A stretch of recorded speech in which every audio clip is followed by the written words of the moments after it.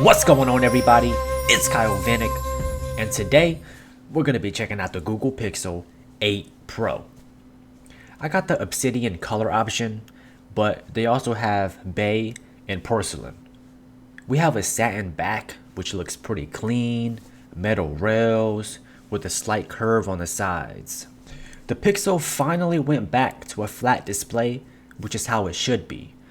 If you watch my iPhone 15 Pro review, Google also slightly curved the bezel, which I think looks pretty cool. I've had a few good experiences with the Pixel phones, and with this 8 Pro, this feels like the closest to an iPhone. On the back of the phone, we have the cameras combined into a big oval. This gives a more complete look over the 7 Pro. On the display, we got that Gorilla Glass Victus 2. It's a 6.7-inch 1344 by 2922, giving you a PPI of 489. It's an LTPO display with a refresh rate of up to 120 Hz, and Google is calling it the Super Actual Display. The display gets really bright, even brighter than my 15 Pro. Only downside is I feel like some areas can be too light, and with a side-by-side comparison with the 15 Pro, the Pixel 8 Pro looks a little washed out and the 15 Pro looks more true to life. But in regular use, my brightness is barely on max and colors are punchy. Underneath, we got a fingerprint sensor. Nothing has changed, but so far I haven't had any issues.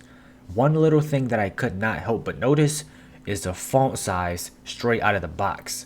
It's a lot smaller than I'm used to, and when I go a size up, I feel like it's a little too big. And I ended up just applying bold text, and it looks a lot better and easier to read. So I think this video will look different in text, but let me know what you guys think. And I'm pretty sure you guys can tell that my screen is already badly scratched. That is one thing I am disappointed in with this phone. I treat it the same way I do with my iPhone, and the difference is major. So if you plan on dailying this Pixel, I recommend slapping a screen protector on, even though I'm not the type for that kind of protection. Both the Pixel 8s released with the Android 14, and so far there hasn't been any major updates after that, just regular security updates. We got a Google Tensor G3 CPU, and a GPU, we got a Immortalist G7 15S MC10, which I'm not really familiar with. I feel like that's what brings the Google Pixel down. It would have been nice to have an Adreno GPU, just like the Galaxy phones. The base storage comes at 128 gigabytes, and they hit you with a 12 gigabytes of RAM. Running through this phone is pretty smooth. I haven't had any major lags yet, and I also noticed the 12 gigabytes of RAM putting in work, as I would revisit an app after a few hours, and it continues where I left off.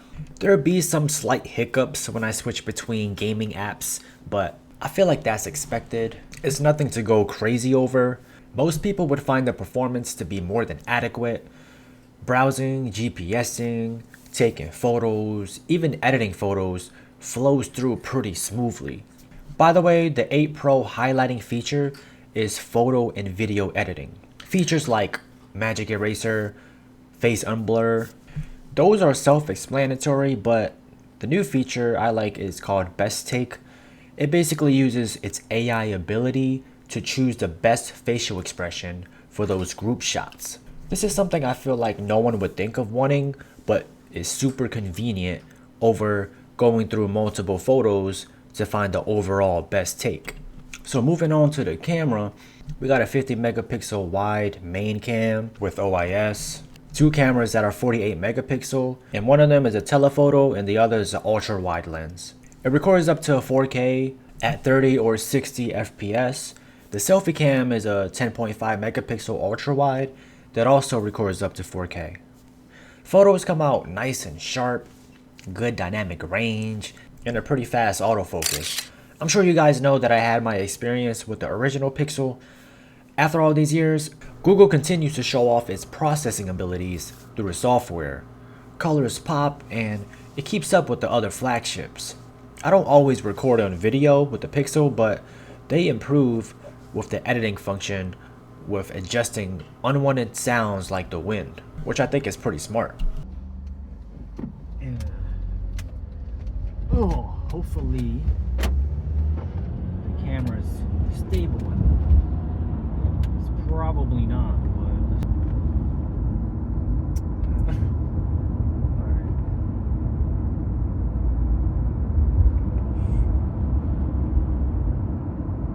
My eyes!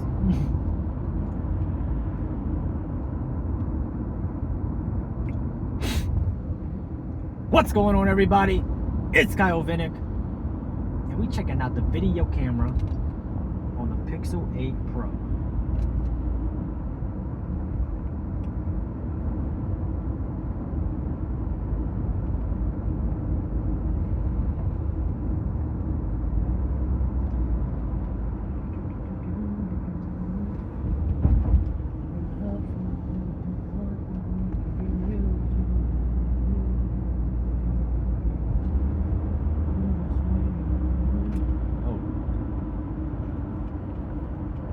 Not the most stablest setup right now, but this is another way to test out the stability on this camera. Okay. Oh shit. The dog doing? Yo, what the dog doing?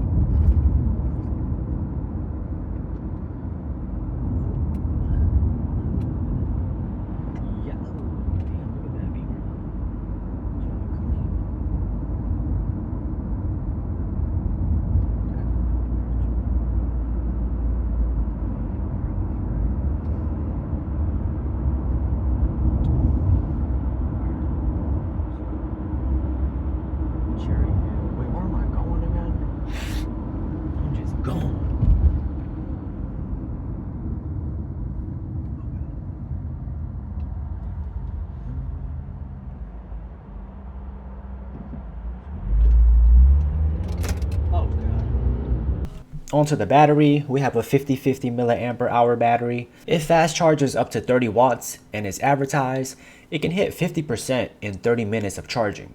I normally don't wireless charge, but it can up to 23 watts. Just like the 7 Pro, the 8 Pro features reverse wireless charge, so you can charge other compatible devices through the Pixel. Honestly, I don't always have my display settings to its full resolution, and that's mainly to save battery life. And with that, typically I get about 3.5 to 4 hours of usage. And that's just me just moderately using my phone. The most I really do is game, but I only do that once in a while. Standby time does have to be worked on, so I would give the overall battery performance a B-. Overall, I feel like the 8 Pro is a solid phone from the 7 Pro. It feels more complete and designed a lot more carefully. For those who want a phone to stick with for a long time, the 8 Pro is the one to get, especially since Google confirmed 7 years of updates with this generation. This phone pretty much filled all of the missing gaps that I had with the 7 Pro. Things like the flat display, better build, better speakers, better video recording, and other little things. So, let me know your thoughts on the Pixel 8 Pro and if you would rock it in 2024. Anyways, that's gonna do it for me. As always, comment down below. Let me know what you think about the video. And make sure you're subscribed for the latest. Later!